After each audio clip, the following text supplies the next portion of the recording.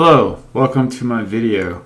So in this video I'm going to be talking about, for the last, I would say 24 plus years, almost 25 years, I've been using Linux. I've been distro hopping for about 24 years, man. And I know a lot of Linux users, not all, but the majority of Linux users are in the same way. And eventually they think that, well, I'm going to stop distro hopping. And they don't. And normally I do stick with a few I have been sticking with a lot of few different distributions. Like for the most part, I usually stick with Arch Linux or Arch Linux based systems, Debian based systems, and that's including Ubuntu and MX Linux, Kali Linux and stuff like that. So I use a whole bunch of Debian distributions a lot over the years. And I actually like a few of them. I'm a really big fan of MX Linux, and I still think MX Linux is a pretty good distribution. I don't really use it because I don't know why I don't use it. It's on the stable side a lot. It's not bad though. I mean, MX Linux is pretty secure. And if you want a really good Debian-based system, I say MX Linux is a well put together system. It's based on Antex, so I'm not sure if not everybody's gonna like Antex. But Antex is pretty good though. I've been using Antex for a long time actually. I used to use that quite a bit before in the past as well. So we're gonna get out with this video. Well, I want to stop distro hopping. I mean, I don't mind to test out other systems, but I think this should be done in a container, like either a virtual machine or Docker or distro box or whatever you want to use. I just think that there should be. I think that I should just be using one system, one distribution, because that's the whole point of distro hopping, right? You're looking for this, the right distribution for you, and it seems like that nothing you test out is never good enough, and you always search for that right distribution. And honestly, I used to do this before with MMORPG games. You're always looking for that right MMO game, the one that's going to be the next big MMO or the next big thing, right? And I do the exact same thing with a lot of things, to be honest. Always buying things until you find the right one, and then you're never satisfied. So I'm starting to think I need to stop distro hopping, man. I need to stick to a system that I like and I think is good, and I want to support that distribution as much as possible. And that is going to be Fedora. I personally really do think I found the right distribution for me. And why I like Fedora so much, I like the fact that it's behind a really good development team. And a lot of developers that does a lot of the core parts of Linux, as in the kernel, to the WLAN, to systemd, to X WLAN, and a lot more like Pipewire, to name a few things, but a lot of the big major things in the desktop of Linux. Let's see, Arch Linux, because I always have Arch Linux in my head, right? So what I meant to say is just Linux in general. And a lot of developers use Fedora. Not everybody's going to like Fedora, though. Not everybody's going to like Red Hat either. And that's fine. I mean, you don't have to like it. I was sticking with Ubuntu for a while, but I just got most of the users. I was like most of the users, just Snap. I don't really care for Snap, but I'll just deal with it and just ignore it. And I did that for the most part. But when you have Snap messing up your system, even though you just ignore it and don't use it, and it just breaks your system or it does something wrong with your system, and then you're like, oh yeah, Snap. It's always a bad reminder that you have the Snap on your system. And not everybody's gonna have problems with Snap. Some people will have good things. Some people mention on the Reddit post that Snap is good for the open source community because it gives users a very simple package manager for people to just install software onto this open source, desktop. Which is true, but that defeats the purpose of having a command line package manager, right? And I don't want command line package managers to go away. I actually think the command line package managers are a lot better than these GUI package managers, to be fair. And it's more flexible. Yes, I know, what we're trying to do is make something simple like that, it all kind of starts out with, Mac, when they did the Mac OS system, and they have the App Store, which is the popular application to get applications for your Mac OS system. And a lot of operating systems copy this. And that's Microsoft, and that's Linux. That's, FreeBSD, not so much. FreeBSD really highly install packages through terminal, which is great because I'm glad they don't really choose these GUI applications to install applications. Flatpak is fine. It comes with Fedora, and if you want to use Flatpak, you can. I don't really use it much. There was a vulnerability in Flatpak that they patched it though. Fedora patched it. They patched it a long time, and a lot of I don't know. There was a vulnerability in Flatpak, which been fixed, but just saying there was, and apparently it was minor. I updated my system and it updated Flatpak. I saw Flatpak and I was wondering why Flatpak was being updated. Then I read a post about someone asking about Flatpak having a vulnerability on Pop! OS, and I'm like, oh, that's what that was. So basically, yeah, there was a vulnerability and it's been fixed, but I'm just saying these GUI apps, man, can have problems. I'm not saying the command line package managers are perfect either, but I think that they're a lot better, to be fair. I do really like DMF on Fedora. I think it's a great package manager. As much as I like Pacman package manager, I really like DMF a lot. I think it's a really good package manager. What's really funny, you can install the apt-get package manager from Debian and Pacman from Arch Linux on Fedora, and you could also use a container and use these package managers, install software in a container. It'd be best ideal to do it in a container because of having 3 or 4 different package managers on the same system is probably not a good idea. But you can use package manager and install software native on the host, but I would prefer to use DMF.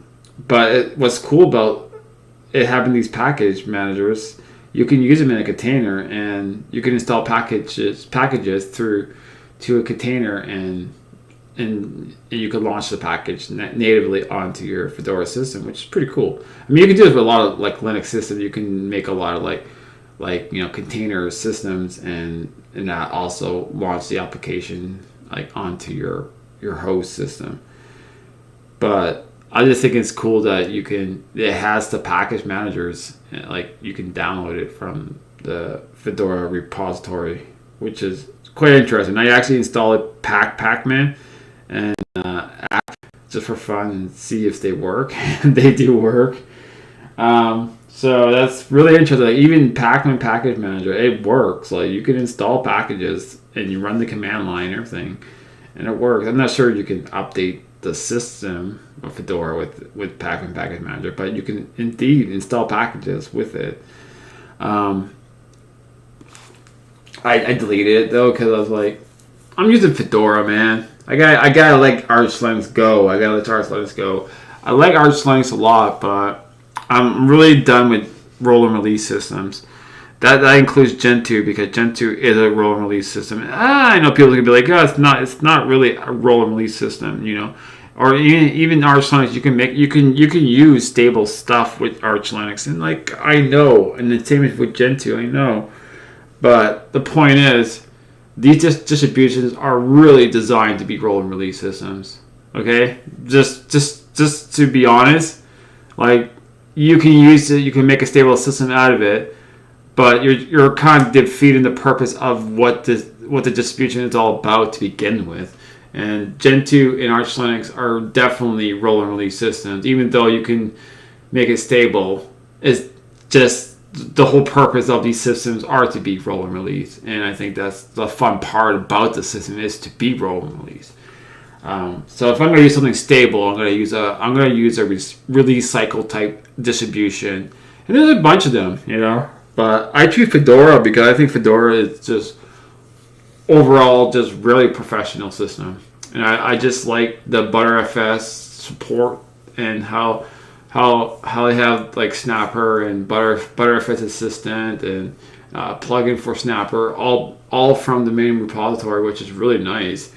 And updating Fedora to the next release is very simple, and I like the way how it updates things. It's pretty similar to the way Fedora updates things is really similar to how Mac OS update things, like just like the progress bar, and you gotta restart and it show like you gotta restart the system to update thing and have the progress bar. Like it reminds you a lot like Apple, a lot like cause Apple will restart the system and have this little progress bar, and it's very similar, which is kind of cool. I think it's neat in that regards. I don't know. I think Fedora just really it's like I've been really having a good experience with Fedora, and I actually wanted to go back to Arch Linux, even though it's roll and release. I was just like, man, I miss Arch Linux, and like you gotta let go of things, man. I'm a person that has a hard time letting go. Like I really like Arch Linux, right? Like it's one of my favorite systems, and it still is.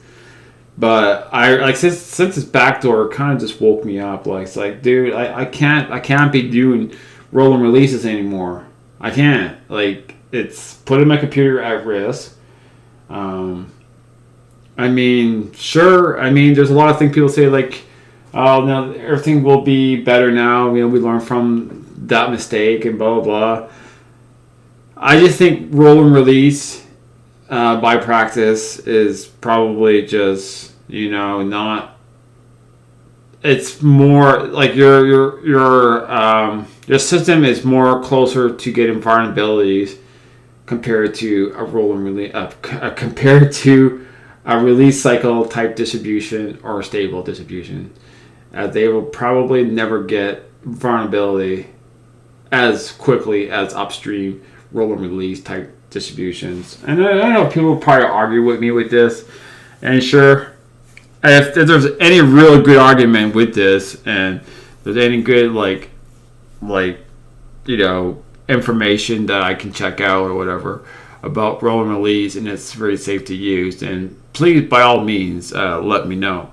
But in my sense, I don't think roll and release is the most secure way of running like on your main production system.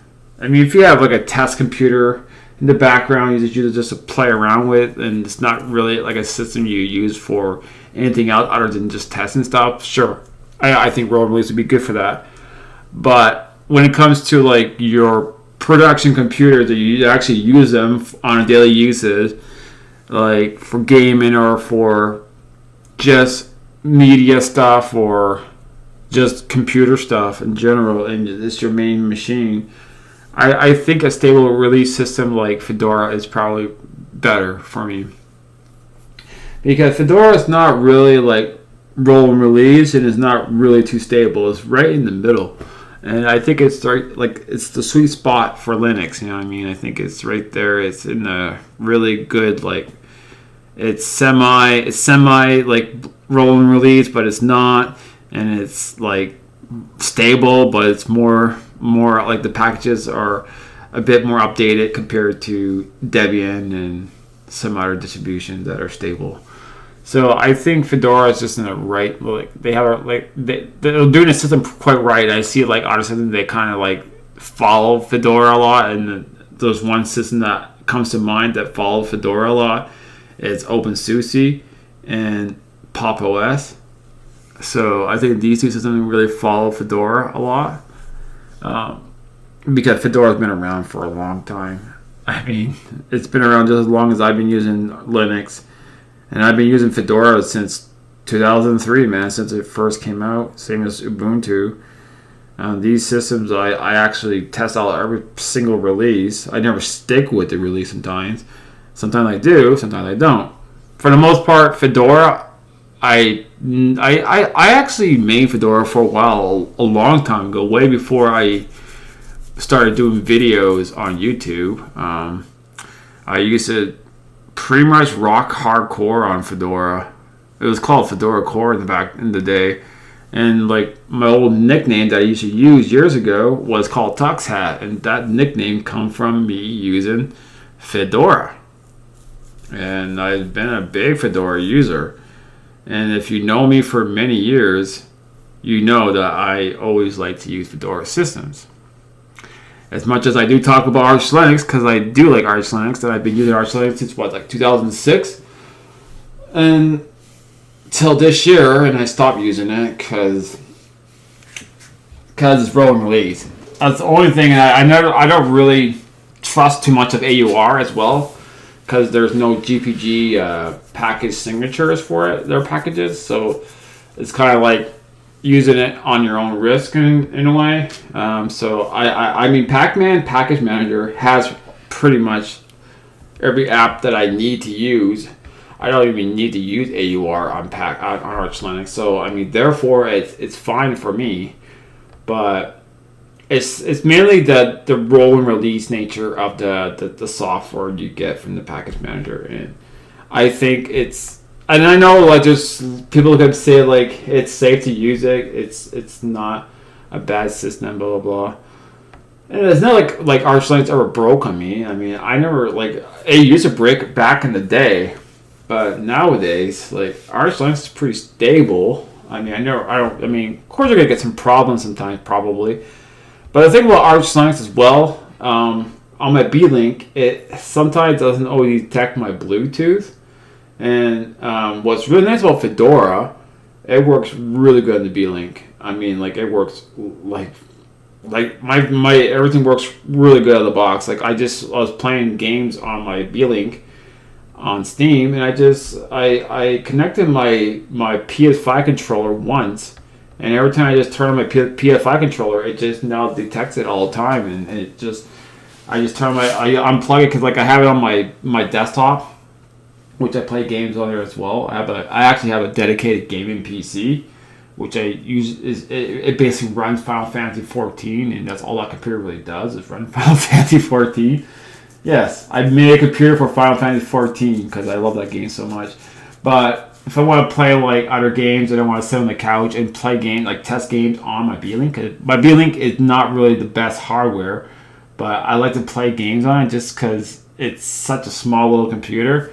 And it has a Vega 8 internal graphic. It's an APU, right? So the graphic is in with the CPU.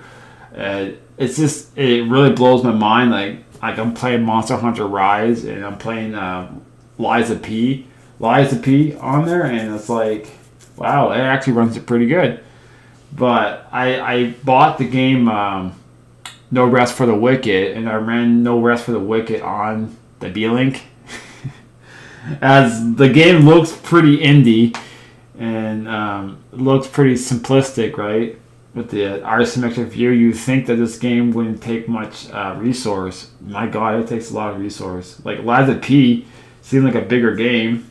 It runs really great. Same as Monster Hunter Rise. I mean, Monster Hunter Rise, it's not really the best graphic game. It didn't port it onto the Switch as well, so it's not really a heavy game, right? Compared to Monster Hunter World. But it runs really good in the Steam Deck, though. I'll give you that. I played No Rest for the Wicked on Steam Deck, and it works pretty good. But I prefer to play it on a bigger screen, that game, because like it's isometric view and it's kind of small already. The camera angles, and on a small screen, to me, it's like, yeah, it's probably better on a bigger screen. And it is better on a bigger screen. I mean, it worked okay on the B-Link and very low settings, but still, like, it's not really that great. Maybe they might optimize it better, the game, in the future, but as it stands now, it's terrible performance on the B-Link. And the game is also just, like, it's in early access, so there could be a lot of updates to the game. But so far, I think the game is pretty cool. It's pretty unique. But some reason I bought the game. I want to play it, but then again, I want to play something different. Like, I don't want to play any, like, Dark Souls kind of game or ARPG, like Diablo kind of games as well. I don't feel like playing those kind of games. I want to play a good, like, JRPG or a SRPG game, but I don't know what to play. I have so much games, and like I can play a lot of games, and like I have a lot of games to play, and I'm just like, I don't know what to play. Do you ever get to that kind of like situation? Like, you have a lot of games, and there's a lot of games that you can have a lot of fun with, but you don't know what to play. It's like what do I play? What do I feel like playing? I don't feel like playing anything. I get so like, but it can also just be me. Like, I love playing games, but I don't play games as much as I used to, like I did when I was younger. I think that it's because I really like to play around with Linux a lot. I mean, maybe I'm just a nerd or something, but I love to play around with operating systems. That's something I do a lot, right? Like, that's like the whole point of this channel. Like, it's basically me just playing around with Linux and like testing out systems. I love to test out the desktop for Linux, because it seems like it's always been a long development, and it's still being, like, a lot of things are still trying to be improved on Linux. But I do really like Fedora, and I do really like KDE, and I'm not going to go back on GNOME. GNOME is great. Like, for the people that likes it, hey, man, all to it, man. It's just, I prefer KDE. I have my reasons. I state my reasons. And KDE is a complete desktop for me. Like, it has all the features that I like in a desktop environment. So I think, for KDE is, like, great for me. GNOME is good for people. I mean, like, if people like GNOME and they like exactly how it is, and, use it. Have fun with it. As far as Cosmic Desktop, I'm not really liking it too much, but I will indeed test it out once it does get ported onto other distributions. Like, once it gets on the Fedora package manager, I will install it and I will review it. But as I see so far, like, I'm not really digging it too much. I don't really like it, and the people that likes it, sure, go for it. I just think that it's like trying to be too much more. It's trying to be like a GNOME desktop, but in a Pop! OS way, and I don't really like that. I wish they'd be more original instead of copying GNOME. But anyways, that's my personal take on that. But I mean, people be like, oh, well, I guess Thailand, I guess this, and like, yeah, there's Thailand window managers. Like, we got Hyperland, which is better. If I want to go Thailand, I'm gonna go all out, man. I don't think this, Pop! OS desktop environment Thailand desktop system is, I don't know. I don't dig it. I actually like the Pop! OS, like the GNOME version of Pop! OS. But like their Cosmic Desktop, to me personally, like from what I see now, I'm not really digging it too much. I'm sorry, maybe I just have bad taste. I just don't like the UI design. Like, I'm a person that can design UIs. I'm a very UI nerd, and the design of Pop! OS or their Cosmic Desktop UI, especially where the panel bar is with the little circle for the workspace, I don't dig that at all. and I don't dig the GUI as that much. I think it's simplistic. It kind of reminds you of TWM in a way, and just a little bit more modern. But that's me. Hey, who knows? Maybe I'm just crazy, but I think that it needs a lot of work. I think Cosmic could be good in like another 5 years from now, but as it stands now, I'm not really digging it too much.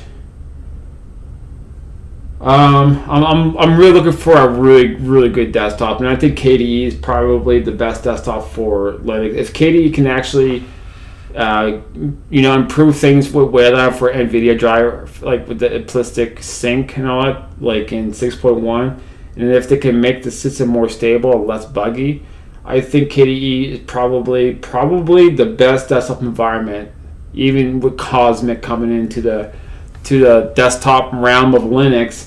I will still say KDE is probably the best desktop environment. Personally, I think it's the best, and I think that if they improve it more, it could be a better system. But anyways, guys, that's all I have to say. I found my system. I really don't want to make this video and be like, guys, I've done it again. I distro hop to another distribution. You know what I mean? I hope I don't have to make that another video. I hope I really stick with Fedora. Let's see if I stick with Fedora till the end of this year. Anyways, I'm gonna try to do that because I know myself. I'm a distro hopper addict, and sometimes you just slip, right? But I'm gonna try my best to stick with Fedora and stick with one distribution. And I really want to stick with Fedora because I really like Fedora the way it works, and I like the philosophy of the system. I like the way I like the whole system as a whole. I think it's a great distribution. If I have to choose a distribution, I choose Fedora over all of them. I think to me that's the best system. I've been testing out Fedora lately, and I really like it a lot, especially Fedora 40, and I love KDE 6. I think it's great. Anyways, guys, thanks for the watch. Cheers.